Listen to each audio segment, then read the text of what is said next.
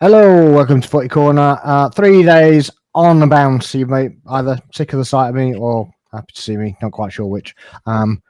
Probably guess which. But there you go. So here we are again. We're doing it with a little bit of a twist. We're just going to go through the transfers and basically anything that kind of crops up on the way, sort of thing. Yeah, we've got Dom back. He was here Tuesday, so you might be sick of him as well. I don't know. Oh, I imagine they're more sick of me than they are of you. I doubt it very much, to be honest. Always a pleasure to be back on. So. Yeah, always pleasure to have you, mate. Always pleasure to have you. Looking forward to something a little different tonight. Yeah, I mean, it's just obviously international break. I don't know if you've seen any of the football, have you? No, not really. All right. I've seen about as much as Calafiori has. Yeah, well, obviously he was injured as well, so he's yeah, I think he's trying to be in line for the next game, for the second game, which is really important for them, isn't it? We were talking. Yeah, I think the first one's a friendly anyway, wasn't it? I'm not sure, but it's between them and Denmark certainly to see who can qualify. So yeah, but not Denmark. I mean Norway. Sorry, Norway got me as well. But yeah, it was like, well, yeah, here we go again. But I'm sure it was just a friendly, the first one. I'm just checking now. I'm going to have a look. Well, if you're looking, I don't need to look. No, it's Group I game. Okay. Norway beat Estonia earlier 4-1. Italy currently 0-0 with Moldova at half time. So there Moldova. I mean, they should be beating Moldova, surely. You'd have thought, wouldn't you? Yeah. What's their form been like though? I think they lost both their games the last international break. Or maybe they drew one and lost one. Well, currently they have they drew their last one after they five losses on the bounce before that. They've got 2 points in the group. Yeah, I thought they weren't doing very well at all, to be honest. Yeah. So as it stands, Norway would qualify this evening. So Italy will have to win to take it to the last game, and even to win both games. Yeah. No. Even then, goal difference against them, but I don't know if it'll be on the head-to-head. I'm not sure how they work it out, but yeah, I don't even know who manages them now, to be honest. It's something I don't really keep up together with, to be honest. No. But yeah, guys, if you're in here, please make sure you're hitting the like button, subscribing, and sharing the live. That would be much appreciated. Any comments you got, stick them in the chat, and we'll get to them as we're going along as well. Yeah, feel free to message anything if you've got any questions or just comments, and yeah, we'll try and get to them. As I say all the time, the alert is quite small, so if it takes a little while to get to it, obviously we're talking about things, and I can't see the alert half the time because it's tiny. But there we go. Yeah, Saka basically scored a rebound from O'Reilly. O'Reilly had a shot from outside the box on the left-hand side. Keeper parried it out, and Saka basically came in, and he kind of waited for the keeper to make his move and passed it to his right-hand side while he was going left. So it was a really nice finish, actually. But he's been doing a bit of limping and a bit of feeling his... I don't know what he was feeling, but... yeah, I don't want him to go out for the second half. Thank you very much indeed, Mr. Tuchel. Yeah, I was going to say, hopefully we can get him and Rice off. We were talking about it on Monday, weren't we? It's like, yeah, absolutely. I mean, it's a dead rubber game. You know, we don't need it. I mean, all right, I think I've read the group right, and we've got 21 points, and the next one's got 12. Yeah. So, you know, get them off.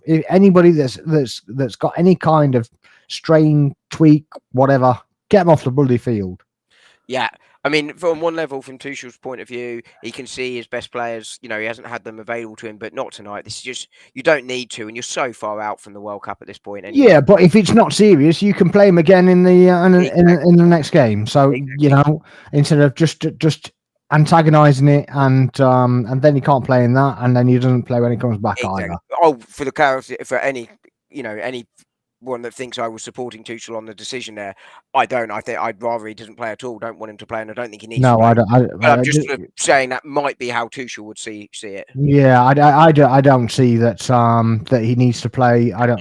Yeah, it's absolute nonsense. I don't think the squad needs to be the squad that it is. To be honest, I think that they should be giving. I actually think that they should be giving Lewis Skelly and O'Reilly runs out. Yep.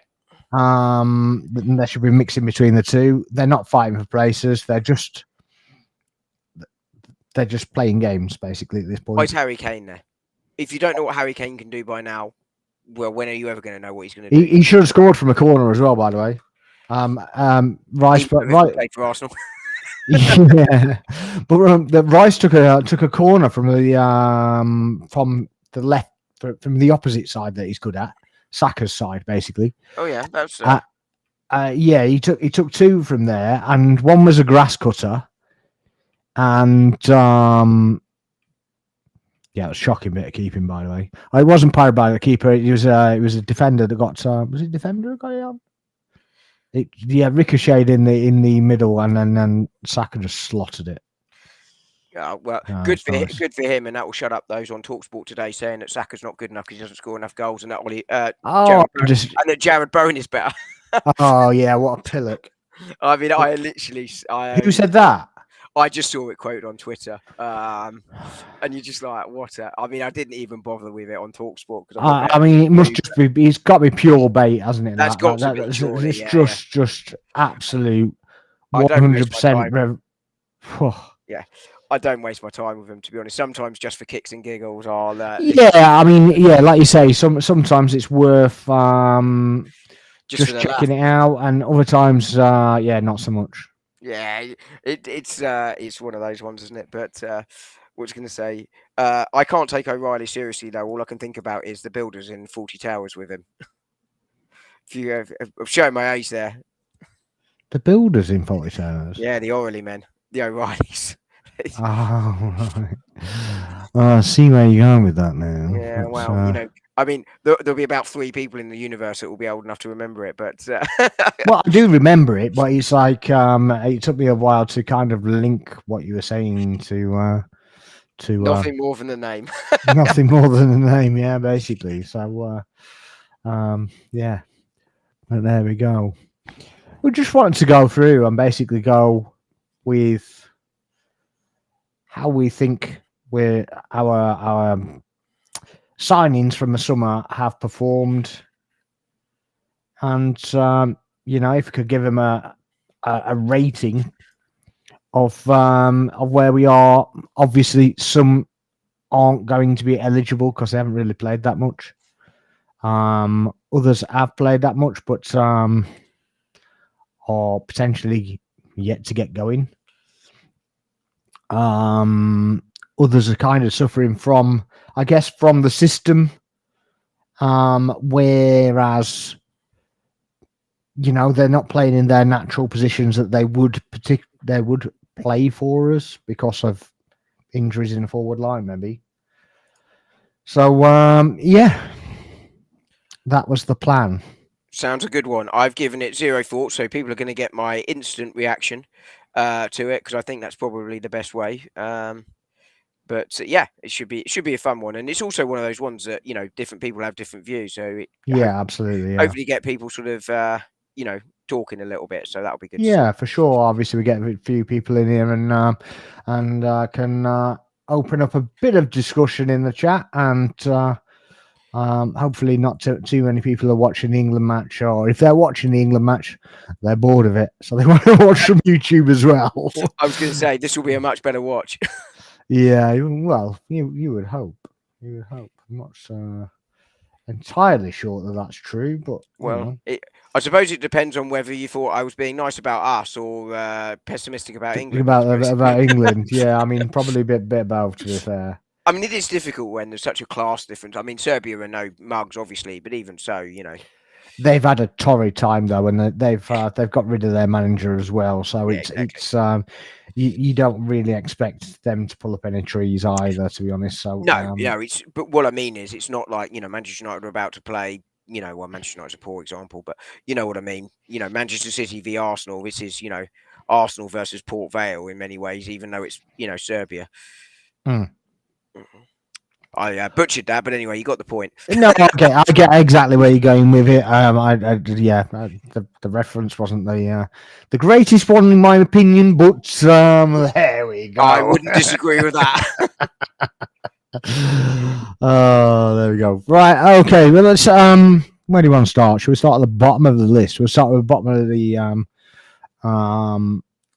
transfer marks list in terms of value, I guess, and work back up the list to the most expensive, I suppose. Fair enough.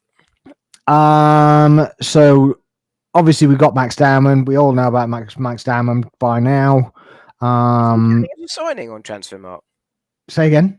Is he counting as a signing? Is he? He's not counted as a signing, but he is in a reserve for a professional contract. Fair enough. So he's not a new signing, but he's listed under the signings purely because he was given a professional. He was given a reserve on a contract because he's not allowed to get a contract. Yeah, he's not. Yeah, so that's obviously where we're at with that. We can discuss that further at another time when we're doing the youth kind of development setup. But the next one on this list is Piero Hincapié. I mean, he's not played a lot, has he, really? So it's really hard to judge him. Yeah, I mean, he's got like 3 appearances, maybe. Yeah, it might be 4. Maybe 4, yeah. Because he got some like 13 minutes ish, didn't he? And then got injured. Yeah, he didn't he come on in the Premier League game, and then he did, literally got injured in that. So yeah, I think he got injured in training in the week, but yeah, he he looks a really, really good player, comes highly rated, part of that Leverkusen side. People sort of rave about him for his appearances and what have you with Ecuador and Leverkusen. Looks strong, looks technically gifted, looks like a real find who can cover us at left centre half and left back. But obviously, from an Arsenal perspective, haven't seen a lot of him. I don't think he's done anything wrong overly, Hincapié, but really hard to judge him based on the amount of time he has had on the pitch so far. But I think, by all accounts, Mikel Arteta absolutely loves him. We saw him play ahead of Miles Lewis-Skelly the other day. I think he came on. He might have even started in Prague. Actually, he did start in Prague, didn't he? He did start in Prague, yes, over Miles Lewis-Skelly. So you can sort of see how much he's rated there. I think that was also partly he needed the minutes. Yeah. So he played him for 20 minutes in the game before. Yeah, exactly. Just to kind of get his legs going. So obviously he was going to play because that's the telltale sign, isn't it? I mean, not just from Arteta, but from most managers in the league. Normally give him like 15-20 minutes in the game before, and then they start. So exactly. I don't think it was any slight on Lewis-Skelly at all. I think it was just literally he needed to see what he's got. Yeah, really in an actual big game situation. So and also the longer you wait for that debut, not debut, but for those meaningful minutes, the sort of more it can build up in players' minds as well. So getting it out the way in the game you're expecting to win, relatively comfortably, I think was also important. But yet there was still something on the line because it was still an away Champions League tie. So, like you say, I don't think there was anything against Miles Lewis-Skelly. I think it was more about Hincapié at that moment. I actually agree, and I also think that it could have been seen as a debut for him as well, like you say, and that very few minutes up to that point, and although it wasn't his actual debut, like you say, it wasn't his first start either, but because he started against Brighton, didn't he? Yes, he did, yeah. But yeah, as you say, I think just important for him, and that was his first big game, as you say. Yeah, but where do you see him? Do you think he's going to get the left back spot and push Lewis-Skelly into midfield, or you think he's going to get he's there specifically to cover Gabriel, and it was just that Calafiori needed a rest, basically? I think we see him playing a bit of a mix of those two positions. Excuse me. I mean, if Miles Lewis-Skelly moves into midfield, then that's absolutely good for him. It's his natural position. But I really like Lewis-Skelly at left back. I really do, because we almost play with him as a midfielder anyway, our left backs.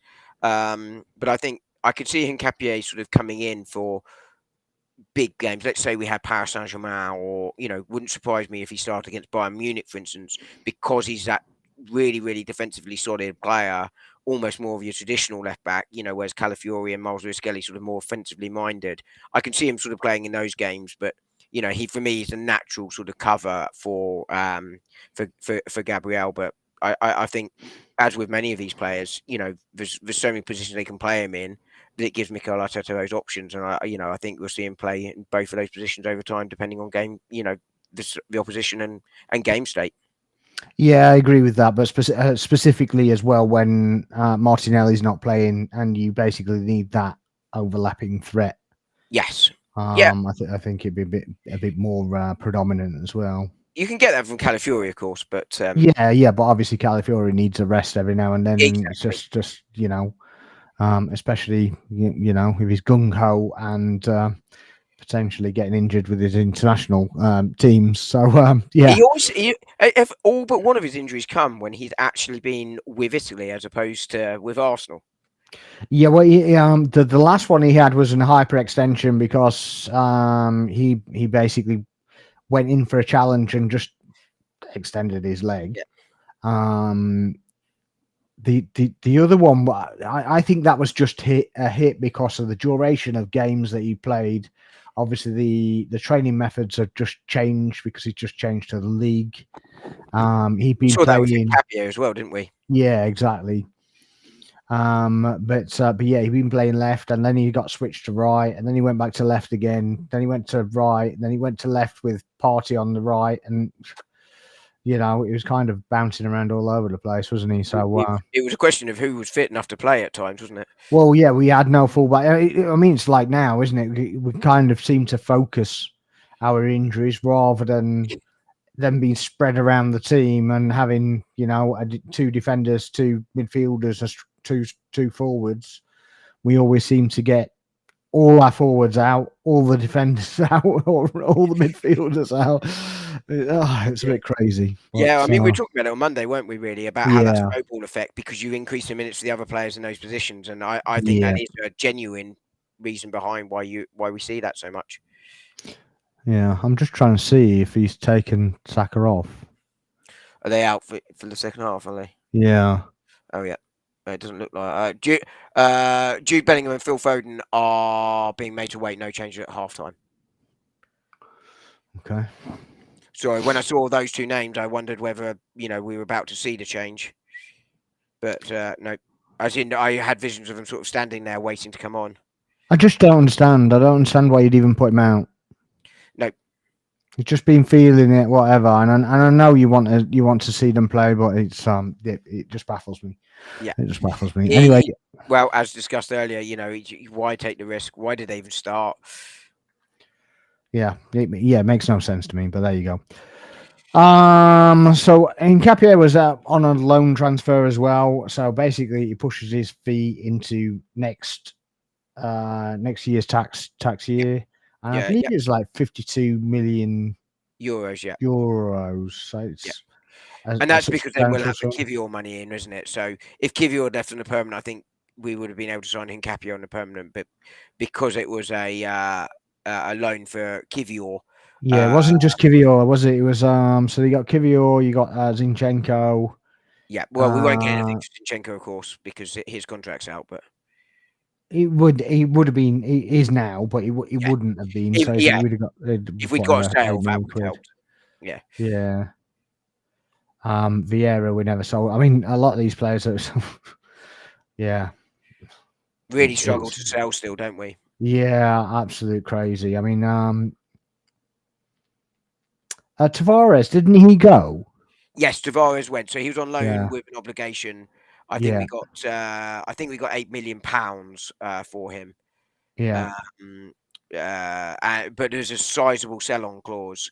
I did hear 40% muted, mooted by some journalists, but certainly think people are saying they didn't think it was that high, but they thought it no, was it's very 25. high. I think. I was going to say, people were sort of saying they hadn't got a number, but they felt 25 seemed more Yeah, sensible. I'm pretty sure it's around 25 So mark. high.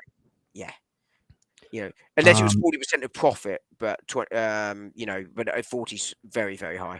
No, because there was talk of him basically being sold instantly as soon as the loan had happened, and they bought him, and then there was talk of him going straight out, but that never happened. Yeah, But yeah. there There we was talk go. of Inter Milan buying him, wasn't there? Yeah. But he's still playing left back for Lazio. Lazio. But yeah.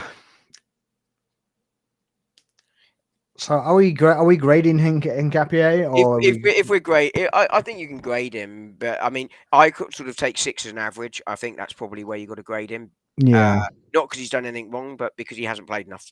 Yeah, so 6 to 7, isn't it? So yeah, we'll go with the 6, conservative, and we'll stay with that. So the other one on the list is Kepa Arrizabalaga, 30 years old. I didn't actually know he was that old, but there we go. From Chelsea, 5.8 million euros. It was a £5 million release clause. And we brought him in as a number 2. What are we saying about that? I think you were talking about this last night, weren't you? I think it's a really excellent signing, Kepa. I think the value is really good. I imagine they're on decent wages, but I think he's one of, if not the best number 2 in the league. Experienced goalkeeper, understands his role, understands his position. Understands when he's going to play and not play. Made a couple of good saves against Brighton. Just 2 appearances, I think, so far, just the 2 League Cup games for him. But he's, 2 clean sheets. Vale And and Brighton, wasn't it? Yeah. So I think it's a really good signing. I think, in terms of performances, it's obviously got to be 6 out of 10. Despite 2 clean sheets, he's barely touched the ball, such as Arsenal's excellence defensively, although he, as I say, did make a couple of good saves against Brighton. But as a signing, I think this is, for the position, because when I look at signings, I take in price, ability, what they've been signed for. I think this is a 10 out of 10 signing from an Arsenal perspective. Yeah. I think if you're going from a club rating point, I think you're on a 9 to 10, purely because of what you got for the value of the money, and the it purpose. filled the hole, and the quality of the player. I believe he was on 150,000 at Chelsea. He did take a wage cut to come. Oh yeah, massive. According to Capology, he's on 60k. Well, I'd be surprised if it's that little, but if he is, I didn't think it was. I thought it was somewhere around there. To be honest, I thought it was more like 80. Yeah. And it's not. I don't think it's 100% confirmed, but verified. Yeah, so it hasn't got the verified check on it, so it may well be slightly out. Could well be that he's on a decent sort of substitute, bench and start, those sort of bonuses to sort of top it up. Yeah, I mean, obviously he's been put in as a bit part player, and he's not on a pay as you play deal, so it's he's probably taken that as whatever. So he doesn't need to leave London, basically. Which was important to him. It's a bit like Declan Rice. I think a big part of why he chose Arsenal over City wasn't just a sort of opportunity to play, etc., etc. Yeah. And the role I think that was about his family was really comfortable in London, and he could stay in London. I don't think it's just family; his friends are there as well. So I think even in West Ham and whatever. So I think some of the ex-Chelsea players, I think he's still friends with as well. So it's it ticked the boxes, didn't it? So as you say, I think from a player perspective of rating, I think you can't give him any more than a 6/7, but we're going conservative, so we'll say a 6, purely from playing time. But like we say, if we're going from a club signing point of view, I think it's huge. It's just massive. Yeah. Phil Foden is going through an extensive warm up apparently, so hopefully for Saka is. Hopefully for Saka, yes, please.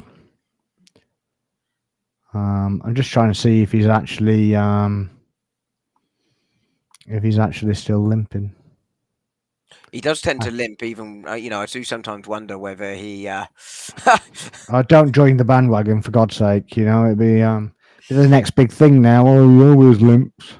Well, what I mean is, just whether he sort of is a player that sort of, I think he waddles, doesn't he? He doesn't necessarily limp. He just waddles, and yeah. I don't mean he's inventing injuries. I just mean that when he gets one, he just sort of feels it instantly and sort of I tend to do that, but I'm old. Yeah, I mean Saka's far from that, to be fair. So, but you get that knock and you sort of limp it off for a little bit because it's sort of in your brain that it's supposed to hurt, and therefore you sort of do it, and then you go, "Why am I limping? I don't need to limp and carry on." I'm actually trying to see where Saka is, but he's staying on the forward line now, which is okay. Oh, yeah, another foul. Well done. Brilliant. Oh, now he's offside. Okay. Brilliant.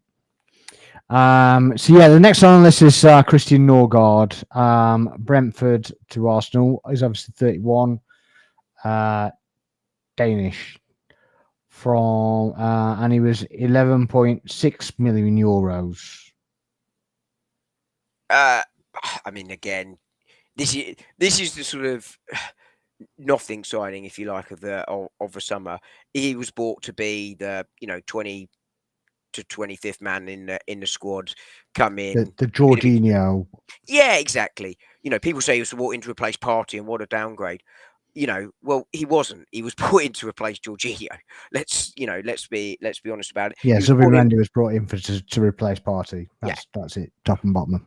Exactly. So he was brought in for leadership. He was brought in for experience. He was brought in to be, I also sort of refer to him as an El Neni, that player who will play 5 utility player, that kind of, yeah. Not necessarily utility, because he obviously can. It was a nice finish from Saka. I've just seen it. But he comes in and plays those 5 minutes to help see out the game at the end. You play the Port Vale games. You give a player a rest every now and again.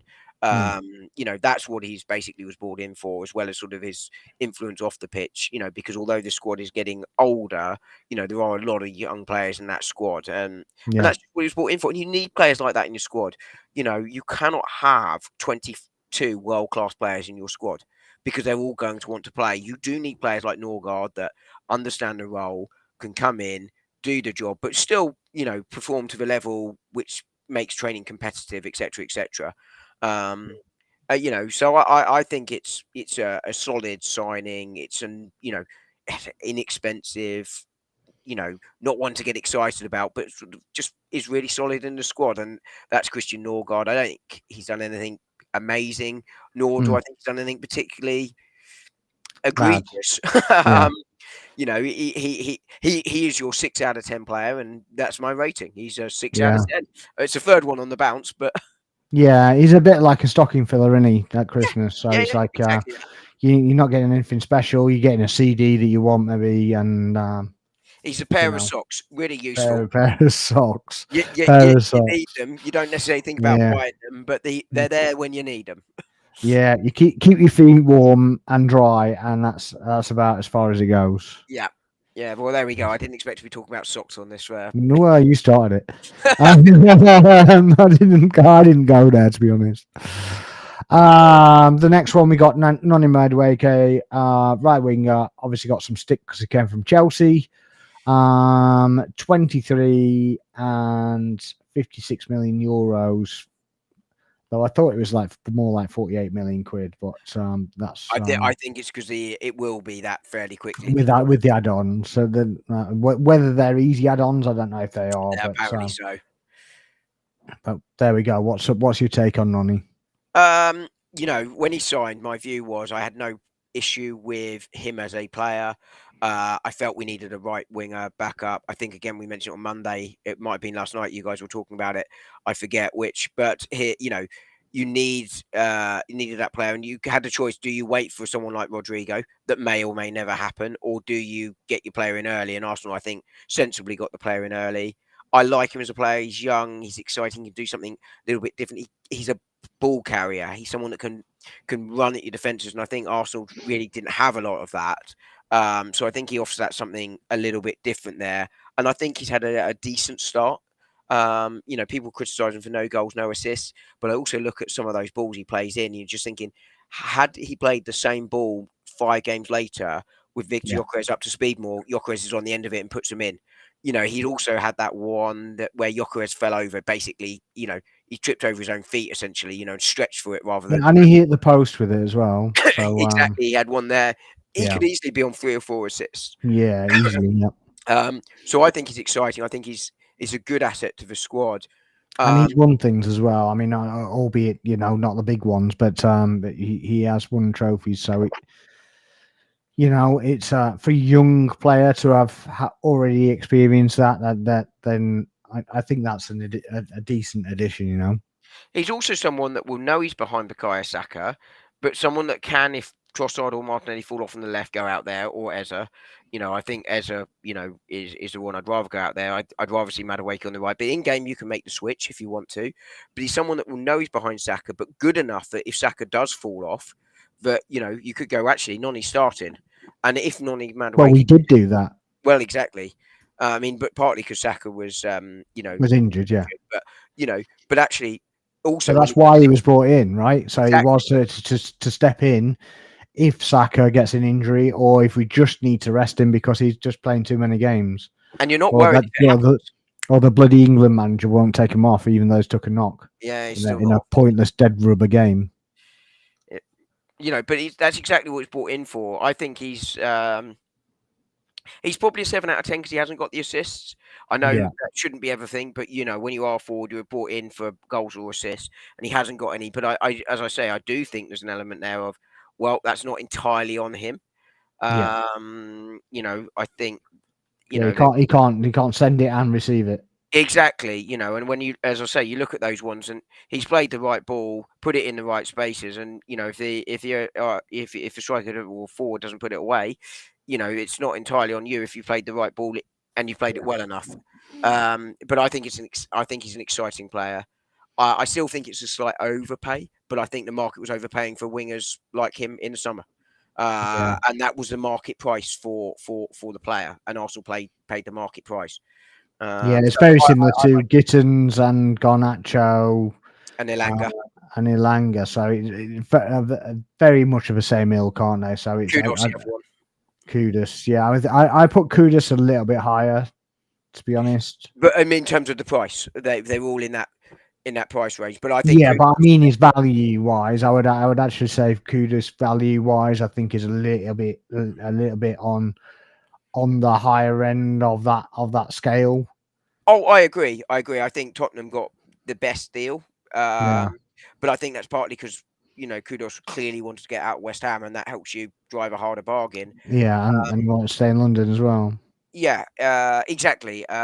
So I think they were the best two, Madueke and Kudos, without question. Yeah, You know, but I like the fact Madueke can play both sides, where like, Kudos can, but I think he is predominantly more to the right side, and sort of inverts, inside forward more than your sort of outside forward. And I think yeah, yeah, so. I think Madueke is the better fit for what we needed, but Kudos is probably the better of the two players, and certainly the better value. yeah. Kudus is more like Trossard on the right, isn't he? Yes, exactly. that kind of deal. Exactly, but I think Arsenal can be really, really pleased with this one. I don't know what rating you'd give him, but Yeah, I mean, again, we haven't seen him that much purely because when he did have to step in, he then got injured. So then we had kind of thankfully Saka Martinelli. came back. He was well timed. Yeah, well, it wasn't straight away though, was it? It was No, we had 1 or 2 two games. two games, wasn't it? Where Martinelli had to play on the right, and Did who else Wanyeri played? start out there for one of them? And I think didn't Trossard start, and then Wanieri came on, and then Trossard went to the left. Yeah, it could have been because actually I don't think Wanyeri started in the league yet, has he? No, I don't think he has. So yeah, Ez is on. Please tell me you've taken Saka off. Yeah, Henderson's on. Rice is off. Good.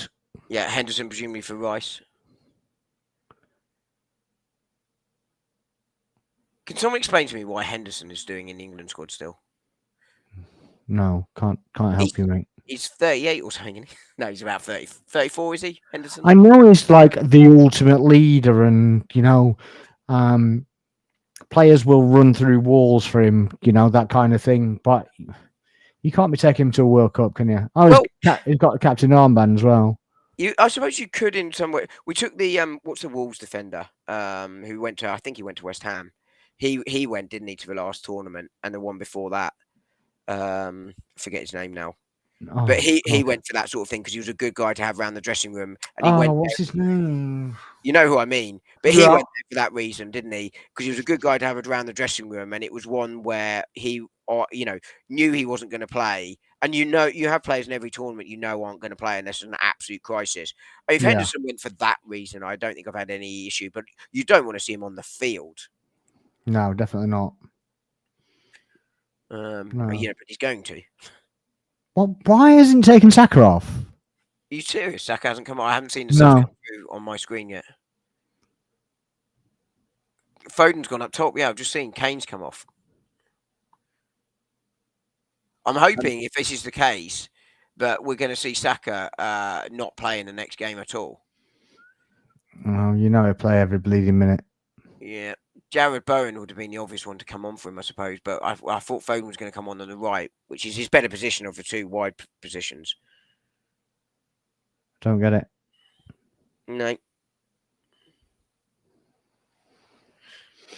Yeah, I don't like the guy. Don't like the guy. But yeah, in terms of my rating, I'll give him a 7 out of 10. Again, because I think that he's shown glimpses, although, yeah, like you say, he didn't really get the numbers to kind of back up the glimpses that were there, really. We're doing all right so far. We're in total agreement. We'll have to have a row at some point. We've only got 3 more to go, so I'll give the next one a 3. Yeah, so this one will probably get a bit tasty. Gyökeres, 27,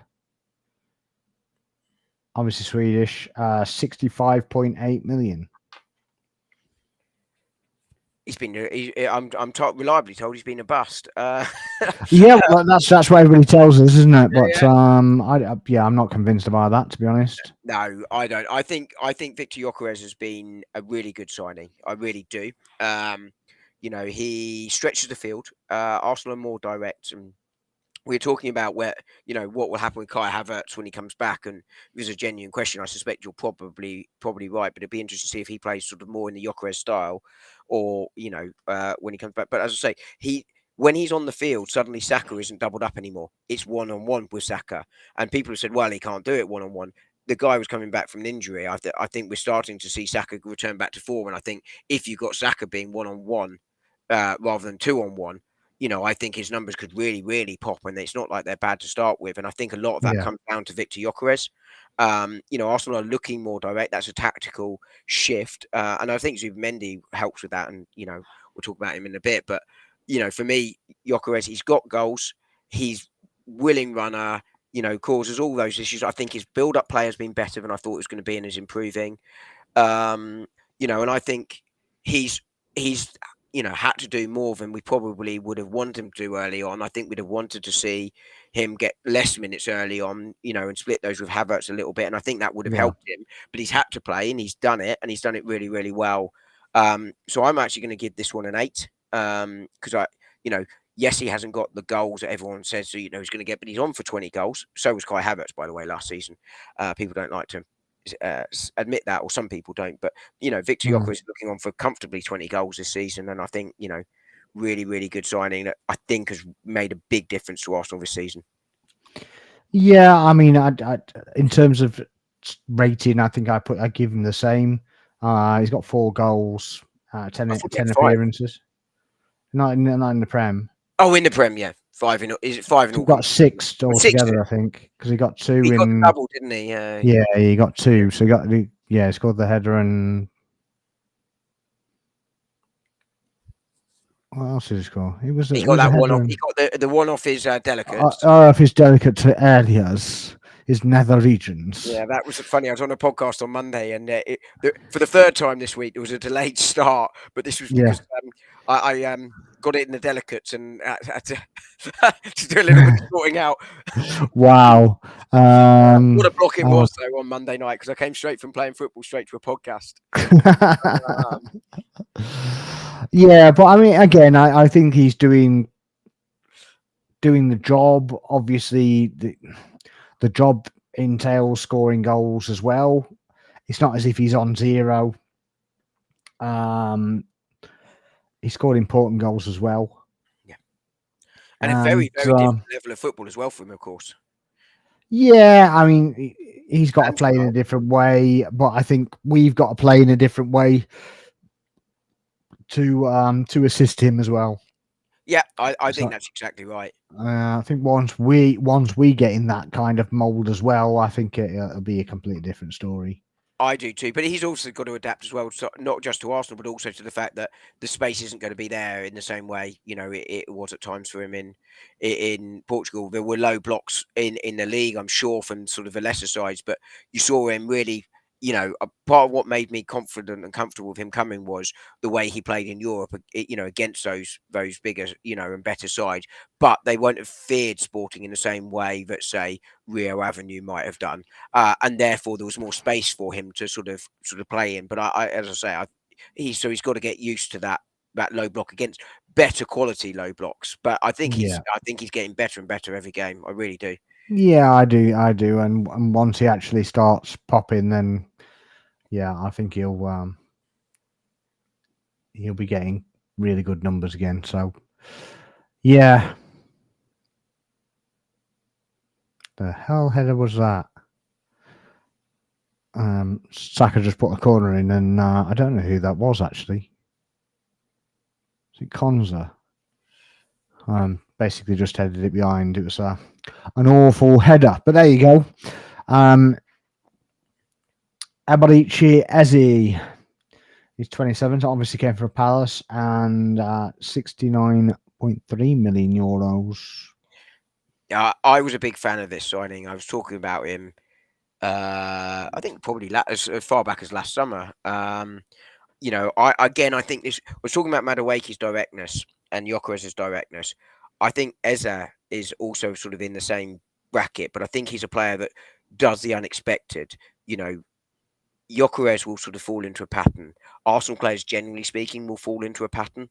Even Madueke to an extent, but I think Eze is the one that will do things very, very differently.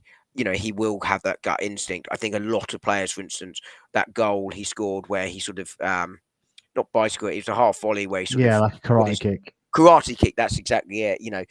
A lot of players would have taken a touch, then brought it down, and then tried to hit it. But he sort of plays on instinct a little bit. Zinchenko scored one like that, didn't he? He was very, very similar to that. He did actually, yeah. He did it, yeah. That Where he was from scored. outside the box as well, if I remember right. Yeah. But just did a bit of a bicycle kick, and it's and I that's what I see, like a bit of maverickness, and a bit of off the wall.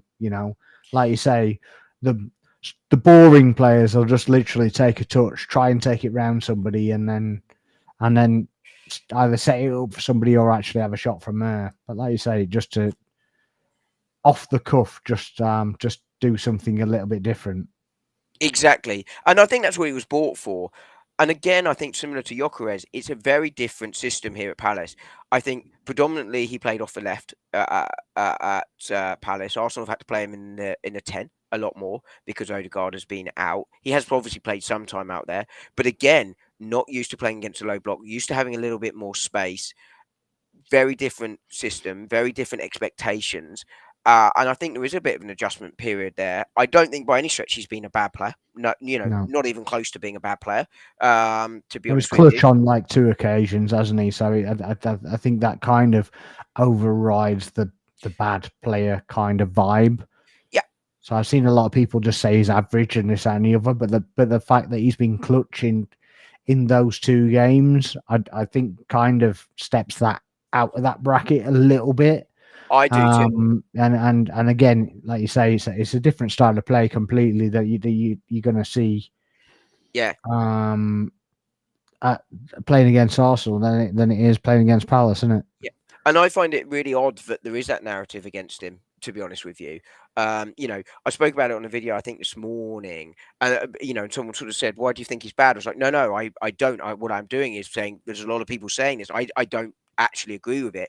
Has he been as good as I hoped he would be? Yeah. Not quite yet. But again, I just think it's an adaptation period. We do it every year with players. I say we as in, elements of the league. fan base. Some players will adapt at different times. Some players will hit the ground running really, really quickly. Others will take that little bit more time to get used to it. And I think he's been more than fine. And I think there's a heck of a lot more to come from him. I really do. Yeah. And I really like him as a player. I really like him. I think I think this will prove to be an excellent signing for Arsenal because those bits I was talking about, the fact that he's got parts of his game that arguably no one else in the squad has. Foden missed a sitter by all accounts. Yeah, well, it wasn't a sitter, but it was a bad header. Not his strong point, to be fair. No, but it was. Yeah, when you see it's not a good header at all. Yeah, mind you, I was just looking at there was no strikers in this squad, is there really?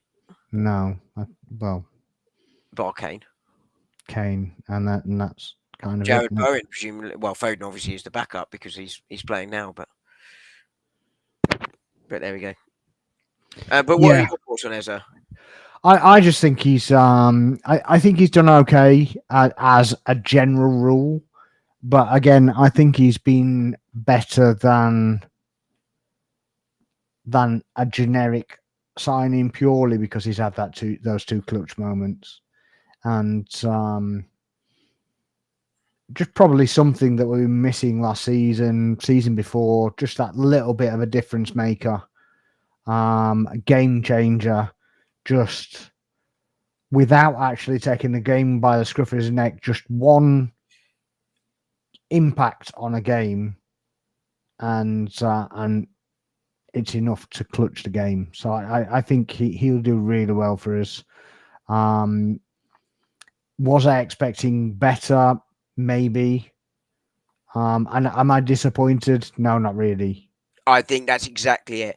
Expected a bit better, but certainly not disappointed. Yeah, so I think that's where I am. I'd give it a 7 rating. Yep, that's exactly what I give it. Purely because he hasn't pulled the earth up, but yeah, he's got a bit of evidence and whatever. Oh, that's cross. Who's that? Who's 21? Oh, Anderson. Anderson's playing the Rice role, is he? Yeah, I'd have thought so. Yeah, makes sense. Yeah, well, he's playing really high, which Rice was playing high as well. Well, you'd like to think so. When you're the better side, you want 6 high.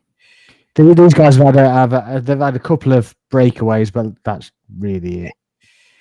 Which is what you'd expect to see. Yeah, only those because they've kind of stumbled players over and such like. It's and Italy's still level as it stands. Martin Odegaard can come home from Norway early. Oh, because they're already through. They would be as it stands, yeah. Okay, well, hope that happens then. Well, part of me hopes Norway don't make it so Odegaard can have the summer off, but it'd be a nice for him, to be fair.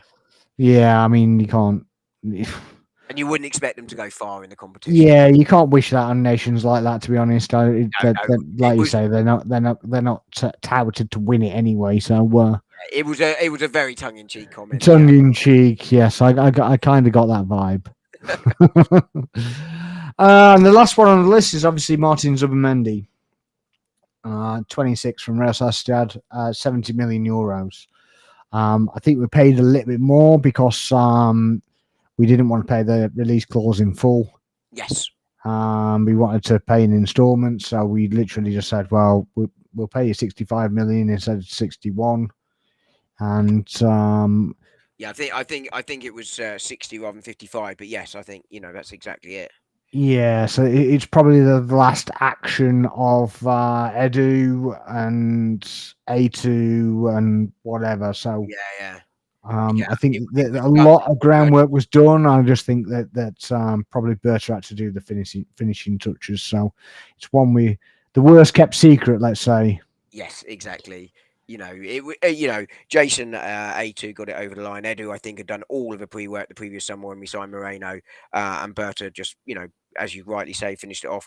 But I think this has been our best signing, and I think it's up there with the best signings in the summer. To be perfectly blunt, I think defensively he's been excellent. He's not your sort of big tackling kind of player. He reads the game, wins it that way. But I think he's been surprisingly good in the air, although it shouldn't be surprising when you look at his stats for Real Sociedad last Mm. season, to be honest.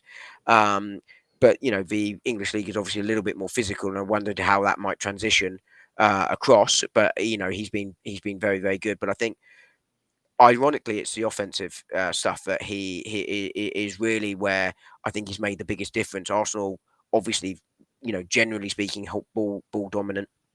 Um, and he moves that ball quicker. He sees that ball on the half turn and plays it. And I think Martin Odegaard obviously hasn't played a lot this season, but he's been much better this season than last season. And I think there are a whole range of reasons behind that. I think anyone that thought he'd fallen off a cliff and was never returning after last season, I think uh, probably needed to consider that opinion again. I just don't. Especially when he had an ankle injury as well, Oh, and he's supposed to be pressing backwards and pressing forwards and doing whatever, and he just can't put the same pressure on his ankle. So no, exactly. Odegaard was never going to continue last season, but I think a big part of it is that the ball is zipping into him quicker, and a big part of that is Martin Zubimendi, but also because you've got Rice in that double pivot with him. Last season, everybody knew Rice was going to go and Partey was going to hold. This season, it's less predictable because Zubimendi can do those forward bits. Of course, he's got a couple of goals, hit the crossbar the other day as well. So he can clearly, hit a ball. But I think, from my point of view, he has been the signing of some for Arsenal without question. He's hit the ground running, mm, which is brilliant. And Arsenal look a better side with him in it. He is arguably the player in the side that you would most fear being out, the least replaceable in the side. And that's a reflection partly on the squad, but also, I think he's one of the few players in the squad that can do what he does. I was talking about Eza maybe is the unpredictable stuff, but you've got players that can technically are as good as Eza, if not better, that can, get us playing in a different way and have the same impact. Zubimendi is arguably the one that we haven't got that other player that can do that. yeah, I think it helps him being two-footed and whatnot as well, and taking over from where Partey was there. I just think I kind of said it way back when, where Partey basically take 5-6 touches, do whatever, and Sublimendi's not going to do that. No. All right, maybe he does take one touch too many sometimes, but most of the time he's trying to get through the lines, or he's trying to get it spread quicker, so he can do a counter. So Well, sometimes yeah, that extra touch as well is because he needs to take the extra touch to allow the other player to get into position. yeah, but I mean, I again, don't disagree with your premise as well. I'm just saying that there are times that. yeah, I'm not saying that that sometimes there's not a purpose to it, but most of the time he doesn't do it. I have seen a couple of occasions where he does do it, and it's just like, well, not sure you needed to do that, but it's kind of the nature of the job and just keeping things ticking. He's definitely our conductor. Yeah. Yeah, it's mad when you see some of the stuff he does. The goal he scored against Forest. It was Forest, wasn't it? It was very, very similar to the one he hit the crossbar against Sunderland. But yeah, unfortunately that one didn't go in. But yeah, but by I far, think that wins us the game if that goes in. Against yeah, Sunderland. yeah, for sure, obviously. But yeah, I'm still a bit sad about the Sunderland game. But there you go. That's just another thing. But oh, Deschamps got the memo. Tuchel hasn't. Mbappe's come off. yeah. Bloody hell, England! Well, this will be their 10th consecutive clean sheet if they keep a clean sheet tonight. Yeah, I mean, yeah, they just had a couple of attacks, but Yeah, Pickford's just made a save. Yeah. Yeah. Can we get Saka off now, please? No. Apparently No. not. No, I don't think it's going to happen. What is this going on? Be interesting to see if he gets the same heat from Arsenal fans as Arteta does. It's just My crazy. favourite, by the way, apparently there were Arsenal fans online today criticising Mikel Arteta for Calafiori's injury. I haven't seen it, but a mate of mine pointed it out. He goes, "Have you seen these Twitter posts about it being Arteta's fault on Calafiori?" Oh, I'm like, wow. I don't understand it. I just don't understand it. It's just like you're storing it up. You're storing something up. And I don't get anybody right now calling for the manager to go. I just don't understand. I mean, it's a simple agenda. It's nothing else to it. It's just stupid. It's stupid. You can't be 4 points clear and the managerial error it costs us 2 points. It just didn't. Well, I don't think it did. And even if it did, you don't know if it's critical until the end of the season anyway. Well, worry about that. Not only that, it's not if Paltrow sliding doors, is it? You can't see 2 games with 2 different. You can't turn it back or whatever. And you don't know in training who was actually fit or not. No, like I said, the one thing from my point of view, and again, I don't have the data, would be I would, as we said on Monday, I'd have probably made a couple of other subs, not just the one. But to go back 5, every manager in the Premier League pretty much does that at that point in the game every single week. And 9 times out of 10, they get the points. Oh, I should just sit with the bar. Are we out of subs as well, by the way? Because Wharton obviously came on. Is that all our subs? I think that's it. Yeah, I think you're only allowed 5, aren't you? Yeah. Please tell me Bowen's going to play the whole of the next game. I don't know. Don't know me. I wouldn't mind if he wasn't limping, but he was limping. Yeah, you just don't. What are you going to get? As I said earlier, what are you going to get from watching Bukayo Saka tonight? Can we just leave him behind and not take him to Albania? That would be excellent. It's not going to happen though. No, it's not. Unfortunately. But there we go. Yeah. Still drawing. That's the key one. Is Martin Odegaard off the World Cup? No, Italy have scored. So okay. The last game, Mancini has scored in the 88th minute. Okay, so that's Calafiori needed for that game. yeah. In fairness, I'm sure the medical team told the Italian medical team that he had a hip injury. I'm sure that was a thing. Yeah, I'm sure they would have. Because Calafiori was taken off anyway, wasn't he? The Sunderland game. Yes, he was. Yeah. So I don't understand what. No, he played to the end, didn't he? He did play to the end. Did he? But he was sort of. Yeah, I'm pretty sure he did play to the end because Mosquera came on, didn't he, for Eza, and that was it. Oh yes, there was only one sub, wasn't there? Yeah. But he was seen, sort of in a bit of discomfort after the game. Yeah, but I mean, but sometimes that's just tiredness as well. Well, exactly, it happens, doesn't it? I mean, we said again that he needed a break, didn't he? So it's I just don't get it. I understand. I mean, I saw as I said, I saw a stream. I'll send you the clip if you want. But literally where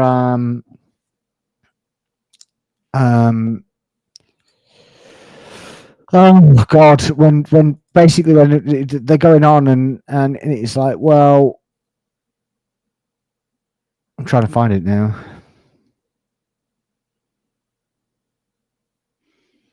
Have you seen they've taken the Lewis Kelly one down? That's Yes, and 86 articles being minutes and removed. all this crap. Yeah, and I saw that earlier, and all the articles have been removed as well. Yeah, that's 'Cause they- rightly so as well. Bloody yeah, agenda merchants. well, they're taking out the minutes he's got in the Champions League and the League Cup and Yeah, that sort of thing. Let's it's selective fact choosing, isn't it? yeah, yeah. Pigeonholing or whatever it is. Yeah, you know. But I mean, I don't understand why he has been dropped. It's not like there's a great number of left backs that we have here. You could have had O'Reilly and Miles Lewis Skelly in the for squad. England. Yeah, Yeah, yeah, I completely agree. And if you're complaining that they're not getting games, you could play him in the England squad to basically get the point made to go, well, he is that good. Ezra just scored. yeah. I've just seen. Yeah, Oh, you were watching it live as well? yeah. I've got it. I'm slightly behind you by probably about 30 seconds or so. Oh, okay. I'm only on RTVX, so it should be Oh, I think it's because I've got too many things open. okay, you got a slug of a machine. Are you on a laptop? Yeah, I'm on my work laptop. Sorry, I'm on my personal laptop. It gives me two screens by being on the work one. Nobody from the government heard that. Other employers are available. No other employers, and he knows why I said that, but you don't. But yeah. So yes, PM if you're listening, just ignore it. And if you are listening, I mean that's one of the 2 views we've got on YouTube. So thank you very much for watching. One of the Arsenal players has just scored, so go and tune in. Yeah, exactly. Why aren't you watching the England game? Arsenal scored both the goal scores tonight, of course. Exactly. Yeah. Arsenal scored 2 for England. But yeah, from open play. From open play as well. Yeah, we don't score set pieces, and we should have set a piece up for an ex-Spurs player, so that would have been fun for everybody, wouldn't it? Oh, it was a goal check apparently.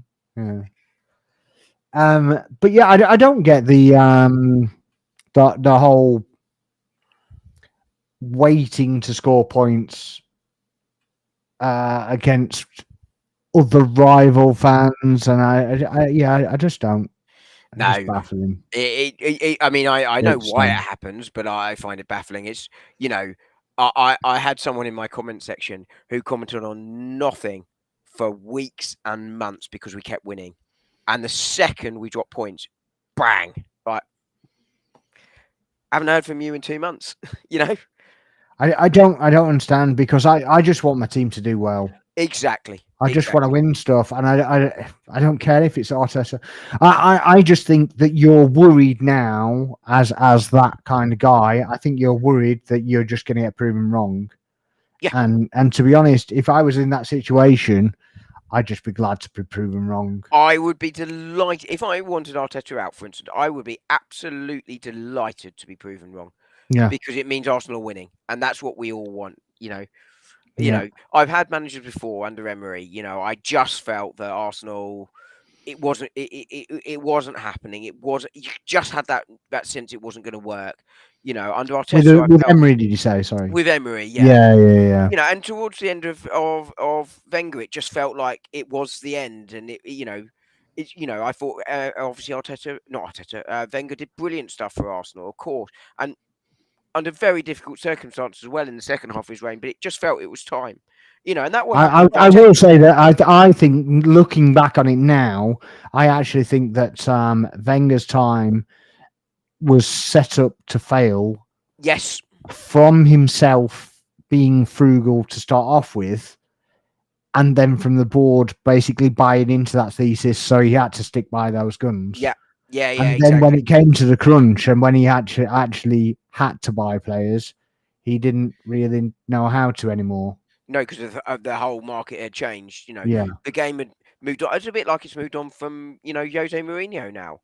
Jose Mourinho in his pomp, was a very good manager. You don't have to like him, but he was a very good manager. Yeah, you can still admire what he did. Yeah. Without going, I wouldn't want him in my club. No. Ever. ever in my lifetime. I wouldn't have wanted my club. But It's like Conte. I wouldn't want Conte at Arsenal. no, Conte does win wherever he goes, pretty much. But he also leaves you in a mess. yeah. You know, Tottenham, I think, was the last club he didn't win at. You know, but he leaves the club in a mess. Really does. You know, he leaves you with aging players that fit a very particular. It's not only that; it's like the crap storm that goes with it, isn't it? It's just Exactly, the literally just drama. everything is a drama Yeah. with him, and it's the same with Mourinho, really. Yeah. Yeah. It's literally just it's just a soap opera. Yeah, I was just going to say it's like watching EastEnders. Not that I watch Yeah. EastEnders, but you know. No, I used to a long time ago. I don't anymore.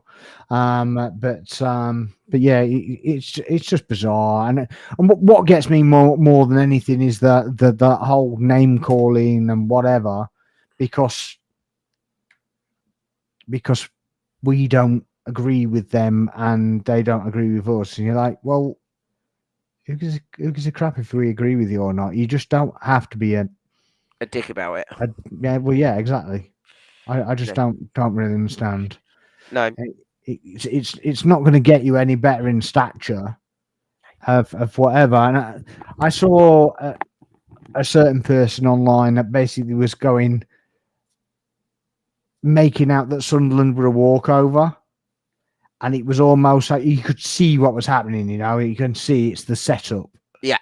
To go, well, they're just a doddle. So when we draw against them, it's like all hell can break loose again because they're the easiest team in the league. Yeah, I mean, Sunderland, I think, will fall off. You know, of course they will. Of course they will. I mean, I don't think for any stretch of the imagination they will stay. I mean, they're still fourth. Is it fourth? No, they've definitely dropped from there. Fourth. They're fourth. Oh, they are fourth, are they? Yes, they're still fourth. No, because Spurs and Man United drew, didn't they? Of course they did. Yeah. Villa won. Liverpool lost. Obviously, Man City. So basically, they kept the gap. Did Bournemouth lose as well? Bournemouth lost. They lost heavily to Villa. 4-0. To Villa. Yeah. So they're. I think it's just taking the time to open that top four gap.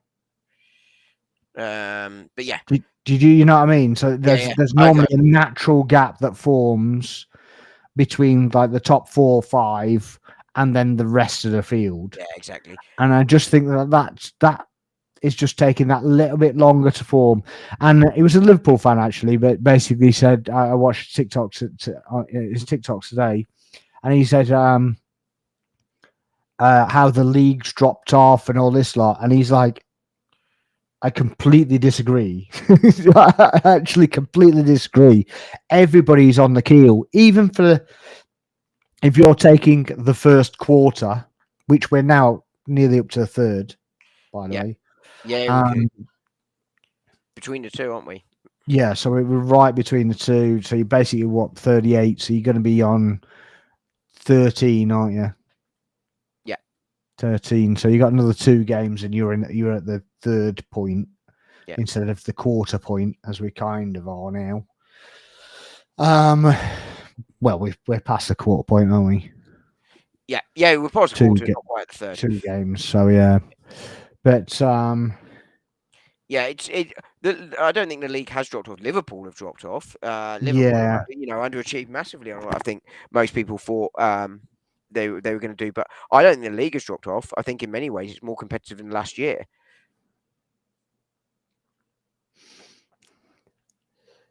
Is that a new trim? It is a new trim, Hyper. It is indeed.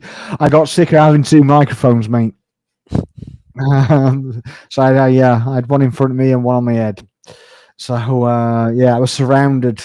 And it just makes me look a lot more grey as well when I don't have it cut. I just can't be bothered. So I've renovated my house, run a company, and try and run a YouTube channel. And sometimes I don't have any time for anything else. So it just goes a bit mental. But yeah, how are you, mate? Are you good? Nice to see you supporting again. I appreciate that. If you had to pick the transfer of everyone Who would you go for? In the Premier League or outside? Because I think Marcus Premier League, Rashford. only Mar- Premier League yeah, I because was going it's to say Marcus yeah. Rashford has been excellent. I I'm just think he has been excellent, and I do think we could have done worse than to get him at that time. Though I do think as well, I think that there would have been a mighty uproar if we did. yes, yeah. I also think Spain probably suits him. Um, I think from that point of view, it really does massively help him. Um, I'm just trying to Yeah, think.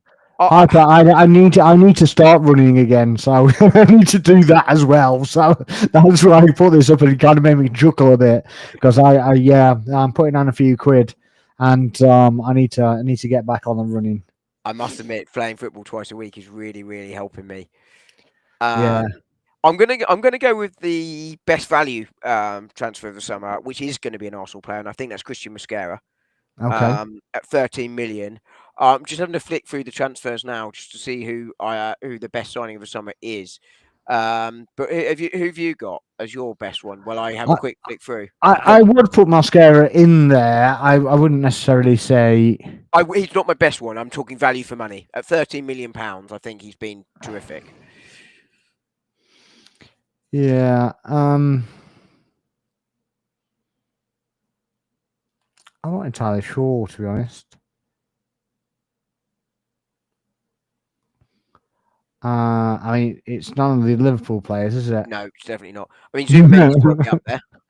Say Uh, again. Ekitike could be up there for Liverpool, but I don't think he's. Yeah, I don't think he is. the thing is that I mean, what's he goals wise?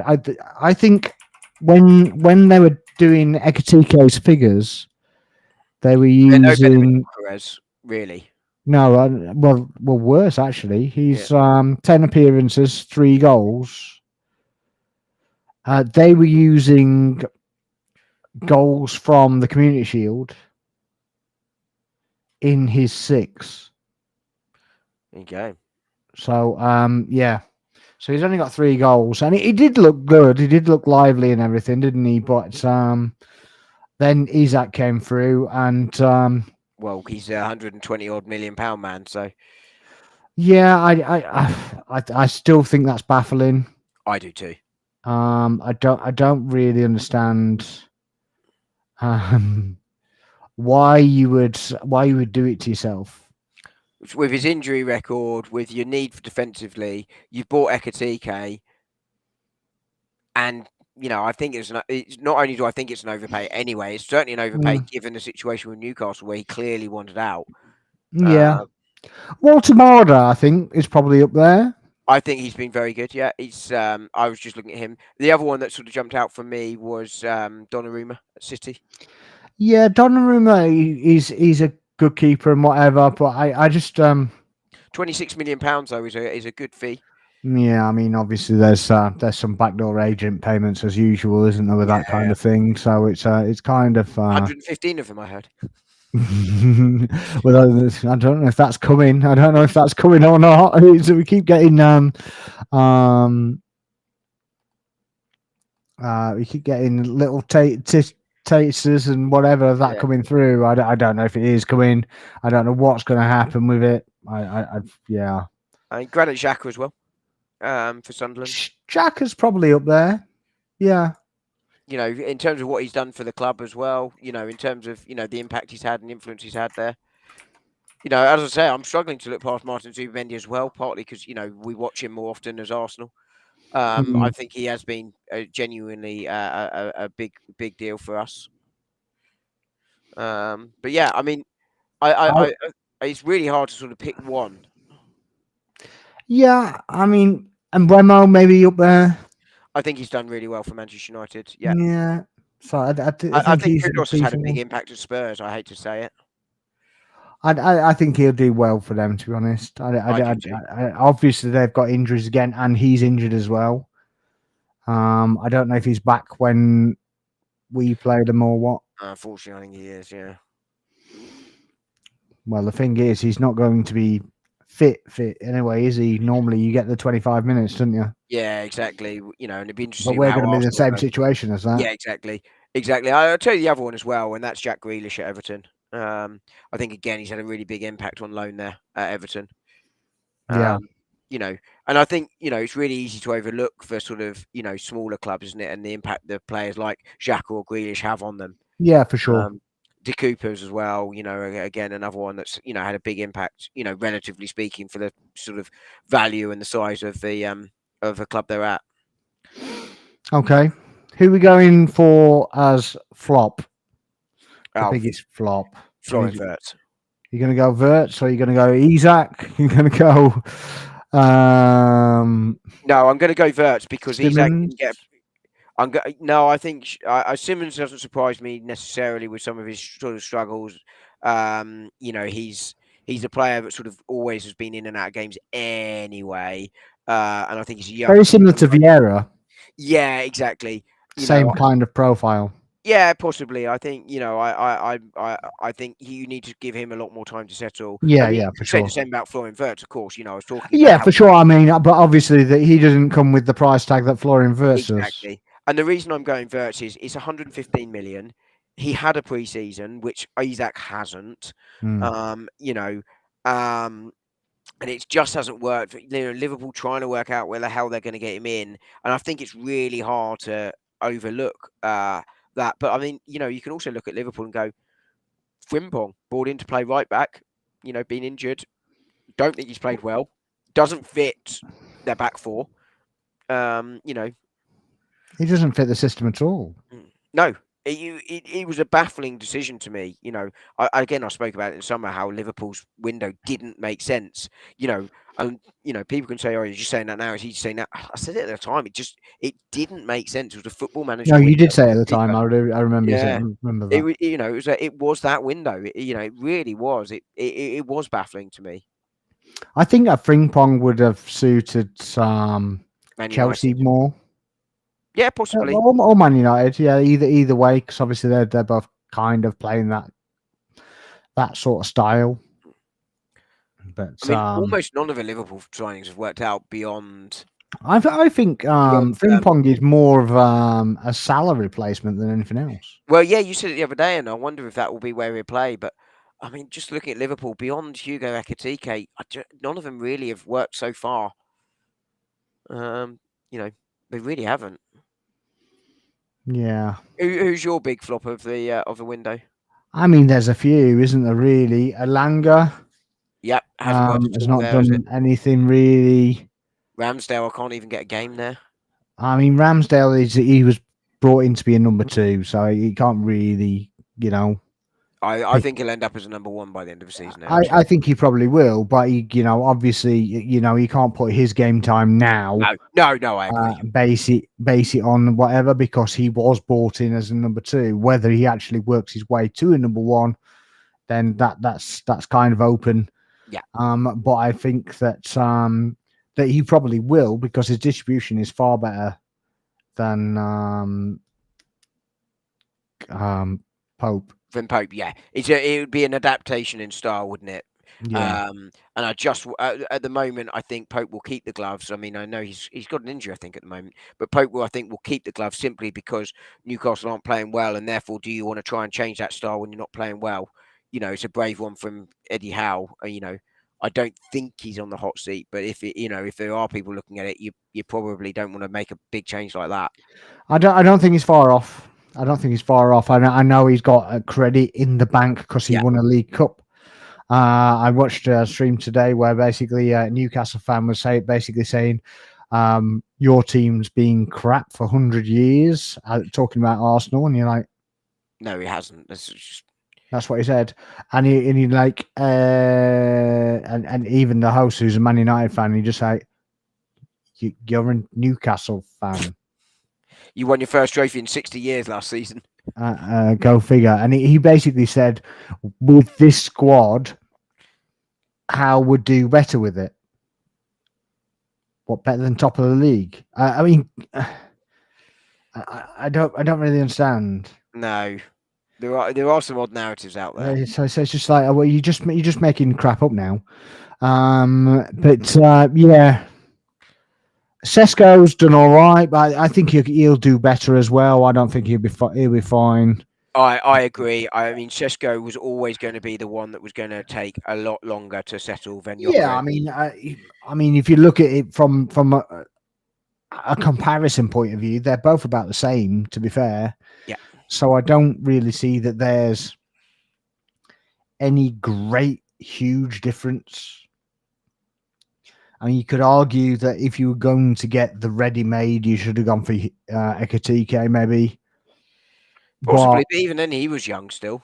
yeah, I mean, I think the so other thing is, if Šeško had come in at Arsenal, do I think there would have been, he plays slightly differently to Gyökeres, and I felt Gyökeres was the better sort of, Šeško was more of what we had, and Gyökeres was something different, which is why I felt, one of the several reasons I thought I wanted Gyökeres over Šeško. yeah, But do I think that Šeško would have had more goals if he'd come to Arsenal than he has at Manchester United? Yes, because we're simply a better team. yeah. But I also think I don't think he'd have created any more, and I don't think that Saka would be any better off. I actually think he'd probably be worse off because he'd be doubled up on like he still was. Exactly. And then they'd float to Sesko when he basically eventually got there. Yeah, I agree.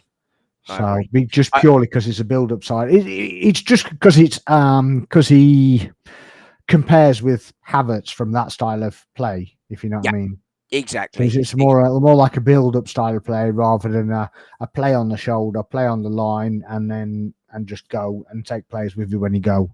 And that's exactly why I wanted Gyökeres, because he was that little bit different. But as I say, I think had Šeško come, I think he has more goals at Arsenal than he does at Manchester United. Indeed. Yes. Yeah. I think Liverpool were crazy to sell Diaz. I think, Yeah. and that's not me reinventing what he did for Liverpool. They basically got rid of a left winger and just didn't replace him. No, not with a true left winger. No, I agree. Well, they put somebody in that just doesn't play left wing at all. Exactly. So I just don't understand. So I'd just taken one of the strikers away, and put a left winger in there. I agree entirely, and particularly, again, the upheaval they had, all the upheaval, which they can't help, and is obviously very sad with Jota, but you're doubling up on it essentially with the decision to move on from Luis Diaz. Well, this is the thing. So as soon as that happens, for me, you don't let Diaz go. No. As soon as that happens, you just go, right, okay, no more moves now. Nobody's leaving. Nope. We're only bringing players in now. Right, we need to see you in the office, son, and we need to sort a contract out for you. Yeah, I think so. And you almost go, what do you want? Yeah, exactly. Yeah, we couldn't meet what you wanted before. Now we can. But I think that's what happened with Trossard. I think that Trossard was gonna go. I think with the plan was to replace him or to struggle along in that position. And then certain situations happened. Maybe something to do with the Havertz injury and just gone, well, we just can't take the risk. Possibly, although apparently it was signed before that injury. But I think there was also the element of we're going to get Eze in, but we can't get another one in, and we're not going to get enough money for you to be able to get another winger in. Yeah, and therefore it was cheaper to go. Here's an extra 20 grand a week, and keep the player. But also he he played a lot of minutes last season.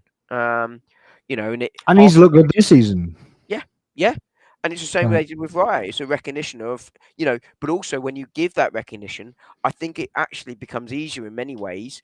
I was a bit baffled by the decision at first, but the more I think on it, it makes it easier to go, look, if you play well, we will reward you. So, you can get your money here. Yeah, it's a notification to others as well. But I also think as well that it was kind of a notification not only to other players and to him. It was like, well,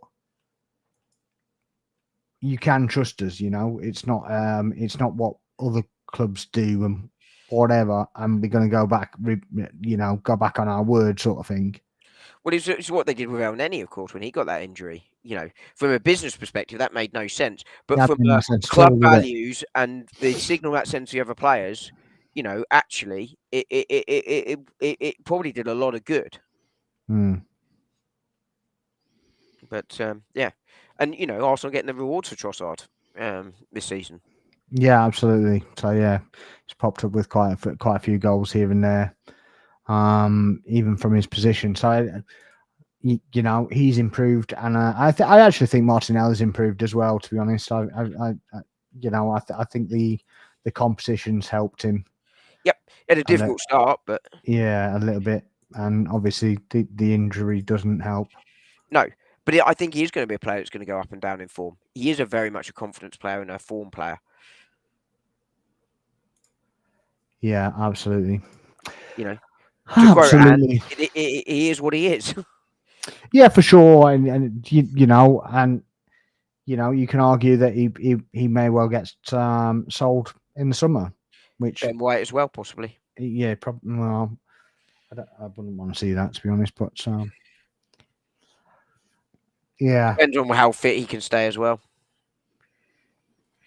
I think it'll be a couple of big sales in the summer from Arsenal. The thing is, if you sell White, you've then got to look at a centre back again. Well, right back possibly, but Mascara can play right back as well. But yeah, you got him back in. Depends on which one. By the way, I'm not advocating White. I just think that will be on Arsenal's mind. By the way, because I'm a big Ben White fan. Yeah, I just think it's going to be in a that kind of utility roles faded out a bit. You want enough players that there's coverage for it. Yeah, and I was a big advocate for getting a right centre back in the summer. It made perfect sense to me as well. Especially with Tomiyasu's fitness, and obviously he then left. Well, not left, but you know what I mean. His contract was terminated. Yeah, but the people telling me that and one of those guys on one of the streams basically said, "Oh, we need 10 players," and we got 8. You're like, okay. And the club I then had people criticising that's a rebuild. It shows we got it wrong. It's like, no, it comes because last summer, as in 2 summers ago, we didn't buy many players. Most of the league didn't, because it was a very quiet window. It just was. And the point of the matter of fact is, how many of those were starters anyway? 2. Yeah. So that just shows you just filling out the squad. Yeah. I just don't. Obviously, we can all have a meltdown, but I think we've got to wait for something to have a meltdown about. Yeah, I agree entirely. But there we go. I think we're about there, aren't we? I think we are. But overall, a good summer window so far. I think we thought absolutely, yeah. And those numbers sort of bear that out. Yeah, not the biggest spenders either, and managed to fill the squad out. So yeah. I thought we weren't allowed to say that we weren't the biggest spenders. I thought we had to say we were, even though we're not. No, I don't. I don't buy into that crap. I was joking. I know you were, but I just don't buy into the crap. No, I don't either. It's absolute rubbish. Well, there we go. Thanks for coming on again, Dom. No, pleasure. Yeah. We might think about doing something next week, but obviously it's international break, so probably not. We might have a week off, and then get back to it. Probably do one on Wednesday, Thursday, in preempt of the new week's fixtures. Maybe do that. Sounds good. Indeed. Right. Guys, if you're in here, please make sure you're hitting the like, subscribe, and dropping any comments in the comments section and share the live. That would be much appreciated. Say we'll be live next week. I hope you can join us then. Until then, I'm Sparks. It's been Footy Corner. Good night.